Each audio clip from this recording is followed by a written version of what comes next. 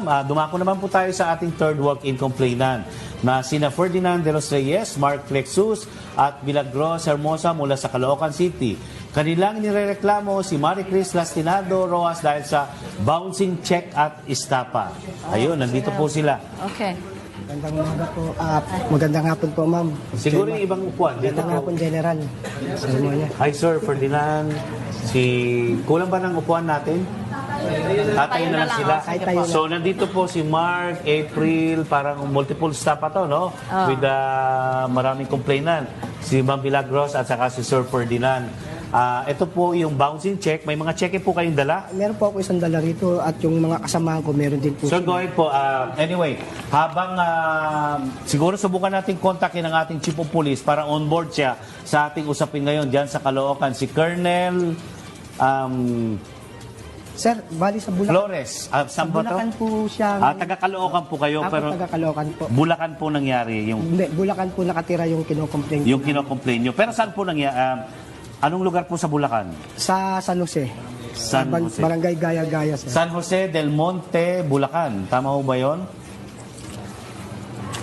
Yes. O sige po.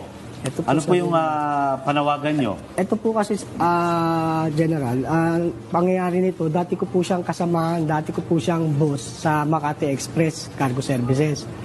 At ito po na nangyari nung kami magkasama, tapos natanggal po siya sa trabaho dahil nagkaroon po siya ng suspension.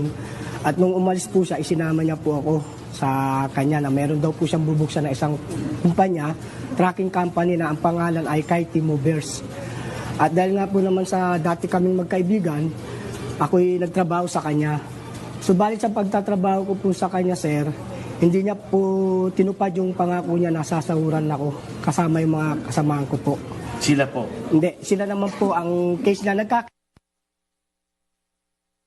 malaman nila na ako biktima at sila din ay... Ng iisang tao. Opo, isang tao po ang Pwede po kayo nirereklamo manawagan namin. kung sino man po yun ang biktima sa inyo. Opo. Sige po, sir.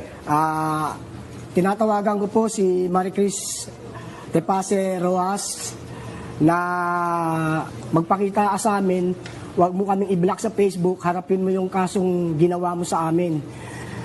Marami ka nang nilolokong tao, pati kami ng mga dati mong kaibigan ay biniktima mo rin. Sana lumabang ka ng parehas dahil nung panahon na nakagipitan mo, tinulungan ka rin namin. At yung mga kasamahan ko na sila Ma'am Gloria, Ma'am April, Milagros, Ma'am April, at marami